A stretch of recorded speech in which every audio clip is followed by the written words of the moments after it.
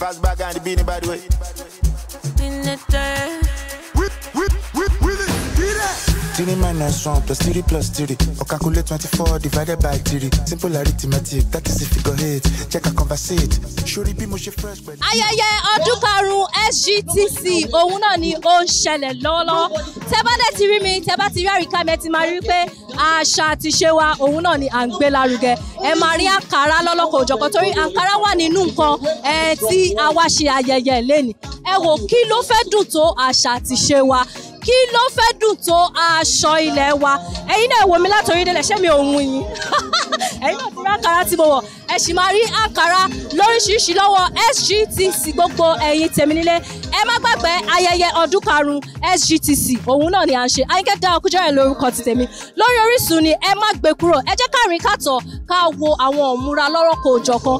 Ẹ máa máa rí o àǹkárá lóríṣiríṣi àti style. Ẹ jókòó ẹ má gbé kúrò torí pé mo mọ̀ pé style tẹ́yin náà máa nífẹ̀ẹ́ sí jù. Ó máa wà ń bí ilé ni. Ó dẹ̀ máa fún ẹni tí ó múra jù lẹ́nìí. Ó máa fún lówó. Ẹ má gbé kúrò lórí Orísun.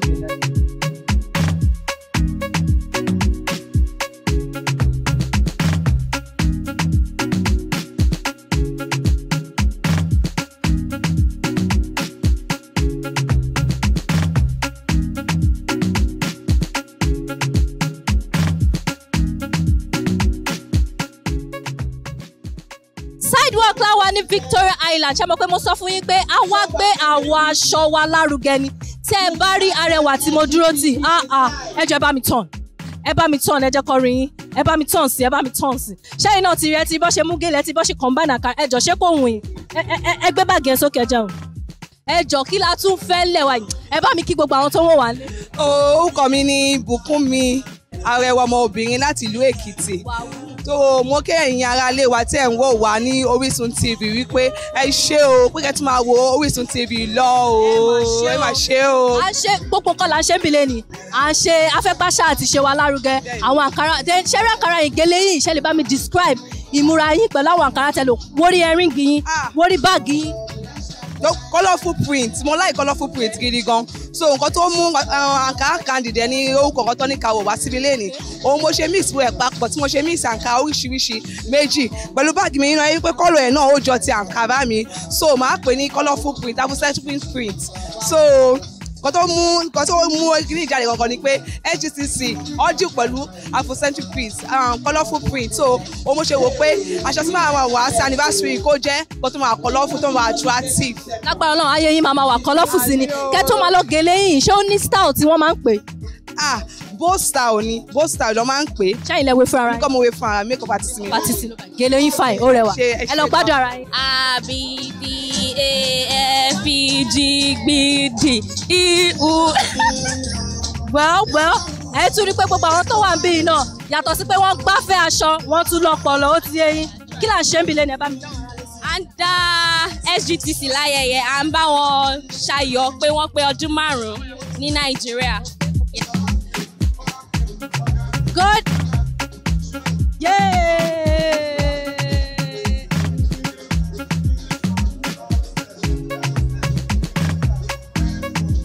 Okay, gbogbo ayé tèmi ló ṣì tẹ̀síwájú. Ẹ wo fàájì, àṣà, ìṣe oríṣiríṣi style lọ́wọ́lọ́wọ́ báyìí mo wà pẹ̀lú Vandora of Big Brother Naija. Like seriously, ẹ rẹwà lójú ayé ju orí amóhùnmáwòrán lọ. Ẹ ṣé gan, ẹ ṣé gan. Ṣàlàáfíà lẹ wà? Àlàáfíà ni mo wà. Ẹ bá mi kí gbogbo àwọn tó wọ̀ wá lé. Ẹ káàbọ̀, ẹ káàsán, ẹ káalẹ́. Kí là ṣe ń bí lẹ́nìí? I celebrate fashion and style SGTC celebration 5th. Okay, aṣọ tẹ́ wọ̀ yìí tí bá sọ pé kẹ́ describe ẹ̀ báwo lẹ ṣe máa describe ẹ̀? African Barbie doll. African Barbie doll. Ṣé ń gbádùn ara yìí? Oh, tẹ̀ rí mi náà. I will take cash for squander. And I corner. And I get you. Everything in my rama. I will take cash for squander.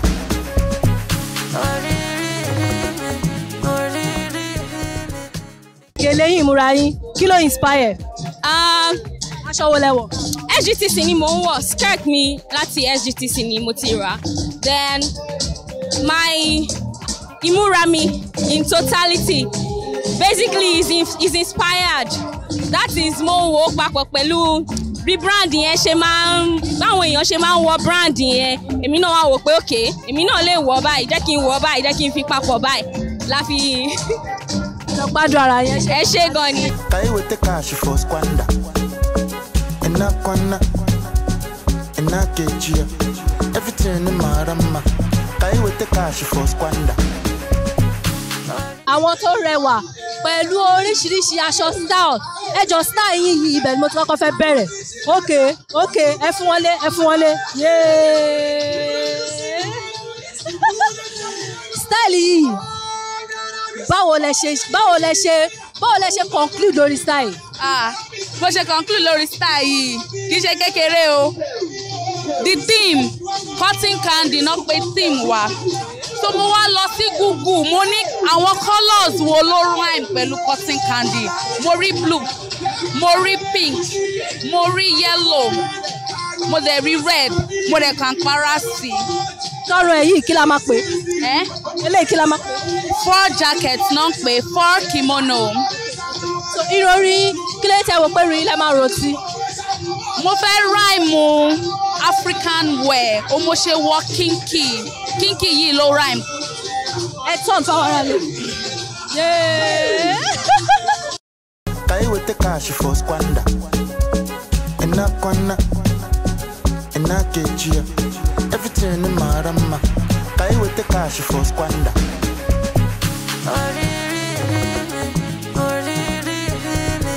Because of my time.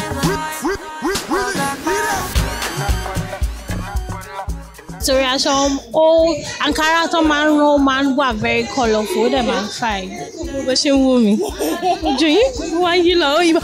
ok báwo lẹ ṣe rí àyíká sí báwo lẹ ṣe rí gbogbo Ankara táwọn èèyàn wọ̀ sí bíbá ilé kí lẹ rí sí bíbá. ó wà very beautiful then ó jẹ́ ká rí pé aṣọ tàwa náà ó máa how do I say ó fine right. aṣọ ilẹ̀ wa Ankara wa. yes ó wà. káwọn èèyàn má gbàgbé lé ẹ̀jẹ̀ ràn yín lọ́wọ́ ká máa wọ aṣọ lẹ́wà.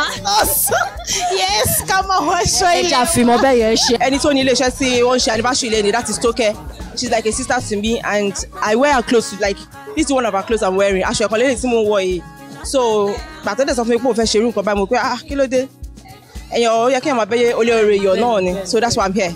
èmi máa kàn ní pé kí SGTC má pa mí láyò èmi náà ní kí n ṣáà fi iyọ̀ díẹ̀ sí mo dẹ̀ ra design style mi and that's why I come out to us. mo wá fẹ́ sí ọmọ ghetto tune yẹn ni mo fẹ́ ó yẹ tún sọ èmi kàn rẹ̀ rí i pé ó yẹ. mo kàn ní kí n ṣe tèmi ẹ ṣáà ti mọ̀ ní kí n wá ti mú kan pọ̀ á kàn ṣáà sọ́dọ̀ díndín. ẹ̀yin náà ti mọ̀ ṣe lọ́wọ́ ti fún mi ní gbogbo tọwọ́ ọmọ ghetto yẹn ok báwo lẹ ṣe rá ìka yín sí ẹ̀wọ̀n kan tí wọ́n fi aṣọ wa ẹ̀wọ̀n kan tí wọ́n fi dá lára. nǹkan kan tí mo like nípa SGTC nìyẹn ó máa ń fi African print aṣọ ilẹ̀ wa ó máa fi ń jẹ́ kó dàbí nǹkan tí wọ́n lè máa jẹ ó máa ń ṣe bí snack anytime ma ti lọ sórí Instagram tí wọ́n ti come across SGTC ma ní who is behind this thing but ó reach out sí mi I hump at it because usually èmi ò kí ń máa ń ra African print máa ń wọ̀ but on Instagram I have creatives tó máa ń ṣe aṣọ fún mi but ìkan nínú SGTC ó yàtọ̀ no I give it to her any day anytime I love her works. mo ti sọ fún yín pé fàájì ní gbogbo tèmi lọ́wọ́lọ́wọ́ báyìí mo wà pẹ̀lú ìyá oní nǹkan ẹ wò kò sí ìdùnnú tó tó kíyè èèyàn kó wà láyé níbi táwọn ọmọ èèyàn ti ń ṣoríire mọ́mì ẹ kú oríire ní ẹ kú ayẹyẹ ní ẹ ṣé mo dúpẹ́. mo mọ̀ pé inú yín dùn bẹ́ẹ̀ ṣe rẹ́rìn yẹn gan-an ẹ bá mi fi ẹ̀rín yẹn ẹ bá mi fi kí gbogbo àwọn olólùfẹ́ wa ń lé.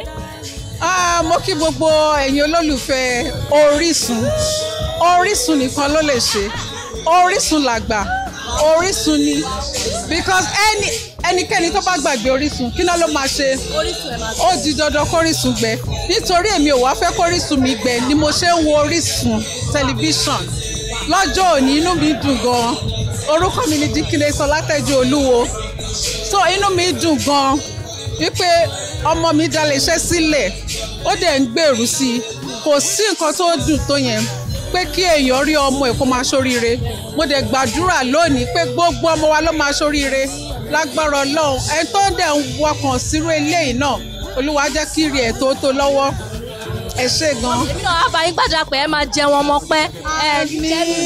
àmín. àrídùnnú tí ọmọ yín jẹ́ wọ́n ní di wọ́n ní padà dìbànújẹ́ fún yín. àmín. ẹ ṣé congratulations. thank you so much. nǹkan tí ọ̀pọ̀lọpọ̀ mọ̀ ni pé tó bá ní ilé bàbá ẹ̀ rí bákan àjòjì ló máa júwe bí ilé bàbá ẹ̀ ṣe rí fún ẹ so òun láti ṣe pẹ̀lú ìwúrí that's why any day anytime máa wo African print máa yan panda òyìnbó máa jókòó tèmi àdìrà wa lọ́wọ́. Kaiwe te cash for squander. No matter how look us, no matter how look us. Moka because I'm a baby. Moka because I'm a diamond. Moka because I'm a baby. Moka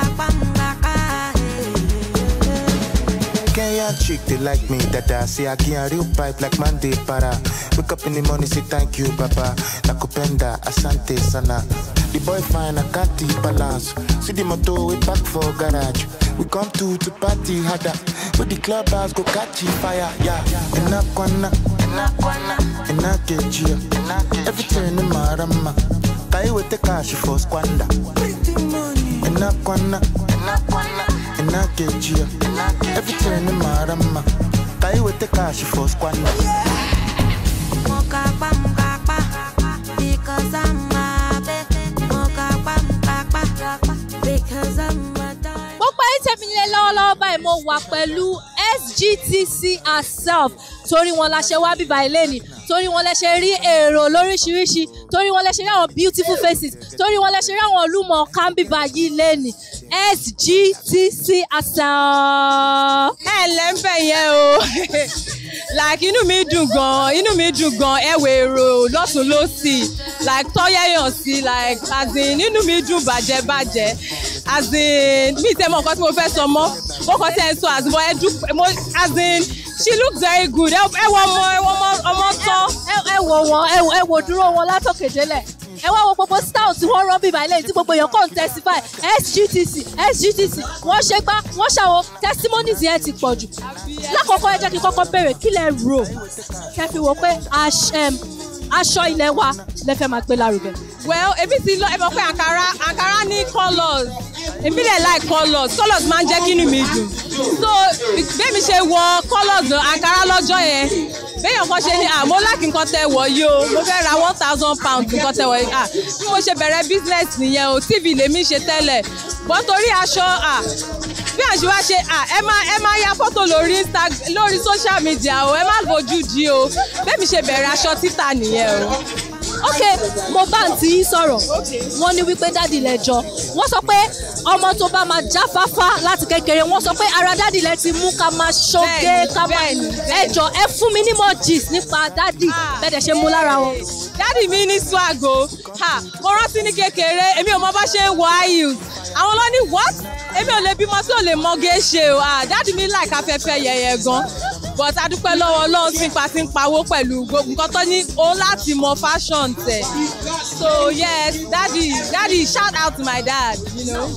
ọpọlọ wo lẹ fi ń gbé gbogbo àwọn styles yìí sílẹ̀ ó yà mí lẹ́nu torí ó láwọn style bíi mo ń sọ wow. màá ní kọ́lọ̀ ní first off then ó dá kéèyàn máa kọ́ ibi tí wọ́n bá ti bẹ̀rẹ̀ I don't know how to say it in Yorùbá o dàkọ́ yẹ kéèyàn máa tún rẹ̀ kọ́ ṣòye yẹ kéèyàn máa tún rẹ̀ kọ́ so bí mo ṣe ń wo Instagram tí mo ń travel tí mo rí báyọ̀ ṣe ń wọṣọ mo ń pick different ideas you know so èèyàn máa ń tún rẹ̀ kọ́ ni kò sẹ́ni tó mọ̀ tán láyé yìí. so ká sọ wípé ẹ̀yin náà ẹ ṣì ń gba ẹ̀kọ́ yẹn lọ. àmọ́ ń gbà lọ o ẹ tó bá lóun ò fẹ́ lẹ́kọ̀ọ́ níbi ó ti yá tó fẹ́ kú nìyẹn so bó ṣe rí nìyẹn. ẹ dúpẹ́ lọ́wọ́ gbogbo àwọn tó wáyé yín. ẹ wò ẹ jẹ́ mú ṣe rí Orísun ni kẹ́ máa wò ẹ ṣé o mo dúpẹ́ o ẹ ṣé tẹ́ yẹ wá sí o àpè yẹn jẹ́ o iléeṣẹ́ yóò ní jóná o ẹ ṣé gan. àwọn tó wáyé yín sí kọ́ ẹ dúpẹ́ lọ́wọ́. àwọn tó yẹ wá sí in fact àfàdúrà ẹ ṣé o ìdọ̀bálẹ̀ mo wà orúkúnlẹ̀ mo wà o mo dúpẹ́ gan ẹ rí pé inú mi ń dùn gan ẹ ṣé gan.